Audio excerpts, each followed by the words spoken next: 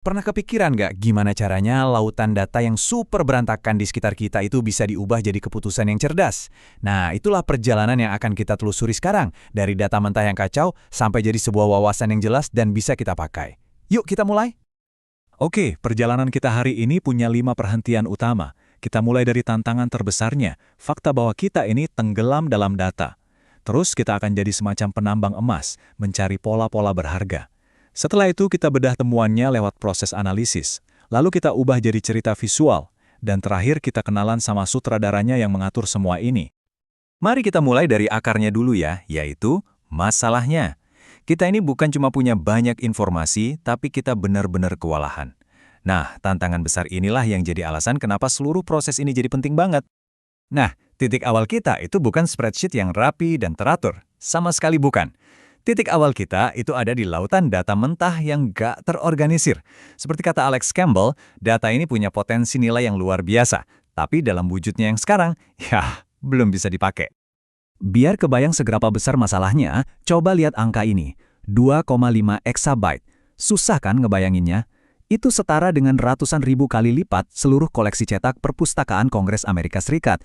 Dan jumlah segitu kita hasilkan setiap hari. Ini bukan lagi sekedar banjir, tapi udah jadi tsunami data. Jadi gimana cara kita ngadepin tsunami data ini? Yah, kita mulai menambang. Di bagian kedua ini kita akan lihat gimana caranya kita menyaring semua keramaian itu untuk menemukan bongkahan-bongkahan emas informasi yang paling berharga. Ini dia alat pertama kita, penambangan data. Kadang disebut juga penemuan pengetahuan. Anggap aja kita ini jadi detektif data. Tujuannya bukan buat ngelihat yang udah jelas, tapi justru buat aktif mencari petunjuk dan pola tersembunyi yang nggak kelihatan di permukaan. Terus untungnya apa? Well, ini bedanya antara nebak-nebak sama beneran tahu. Penambangan data ini memindahkan kita dari sekedar spekulasi jadi keputusan yang berdasarkan bukti. Ini bikin organisasi bisa nemuin tren yang nggak kelihatan dan melakukannya dengan kecepatan dan skala yang nggak mungkin kalau dikerjain manual. Tapi, proses ini juga punya tantangan yang serius. Kita harus hati-hati banget. Masalah privasi data itu nomor 1. Belum lagi, algoritmanya yang rumit itu bisa jadi kayak kotak hitam. Kalau kita nggak paham cara kerjanya, kita bisa dapat hasil yang kelihatannya benar, tapi ternyata menyesatkan. Dan ini bisa berujung ke keputusan bisnis yang fatal. Biar lebih kebayang, kita pakai contoh nyata yang mungkin pernah Anda alami. Pernah nggak bertanya-tanya kenapa barang-barang tertentu ditaruh berdekatan di supermarket? Itu bukan kebetulan. Para peritel pakai penambangan data buat nemuin hubungan yang nggak terduga.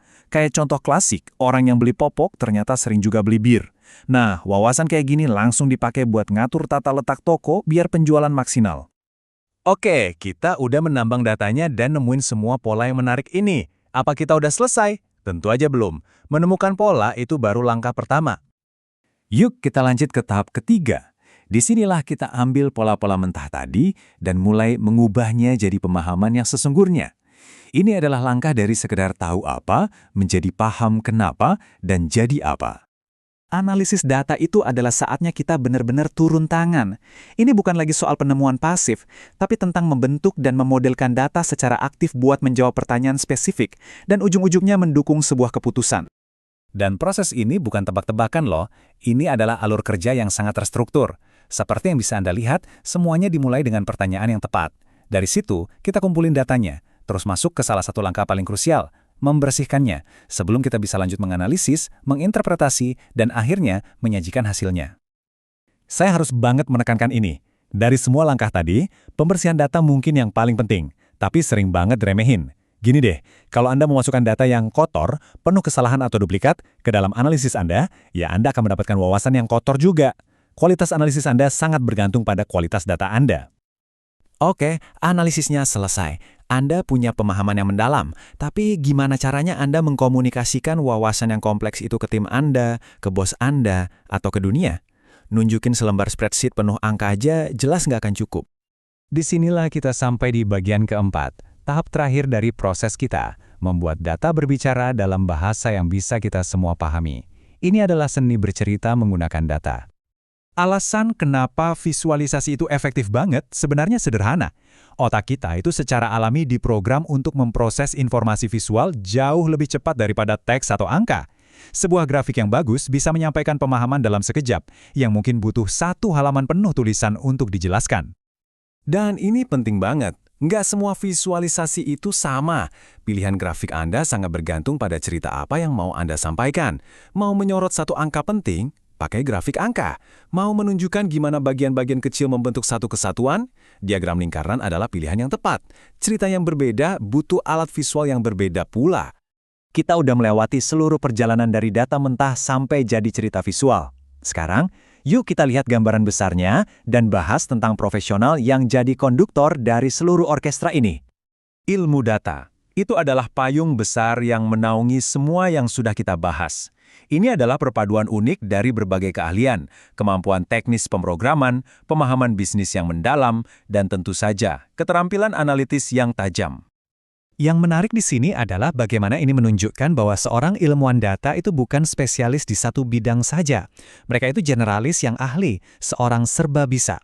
Mirip konduktor tadi, mereka harus paham setiap bagian, penambangan, analisis, visualisasi, dan bisnis supaya bisa menciptakan harmoni dari data. Nah, ini perbedaan kuncinya. Dulu, peran yang berfokus pada data itu lebih banyak melihat ke belakang, menganalisis apa yang sudah terjadi. Ilmuwan data modern di sisi lain melihat ke depan. Mereka bukan cuma menjelaskan masa kini, tapi mereka membangun model untuk mencoba memprediksi masa depan. Jadi, apa inti dari perjalanan kita? Ingat ini aja, kita mulai di lautan data yang berantakan. Penambahan data itu seperti ngasih kita peta harta karun dengan nunjukin di mana polanya. Analisis itu membantu kita membaca peta itu, dan visualisasi adalah cara kita menceritakan petualangan penemuan kita ke orang lain. Dan ilmuwan data? Dialah kapten yang memimpin seluruh ekspedisi ini. Kita akan akhiri dengan pertanyaan ini. Setelah melihat seluruh proses ini, coba deh pikirkan data di dunia Anda sendiri, baik di pekerjaan maupun di kehidupan pribadi. Kalau Anda lihat lebih dekat, kira-kira cerita apa yang sedang menunggu untuk ditemukan?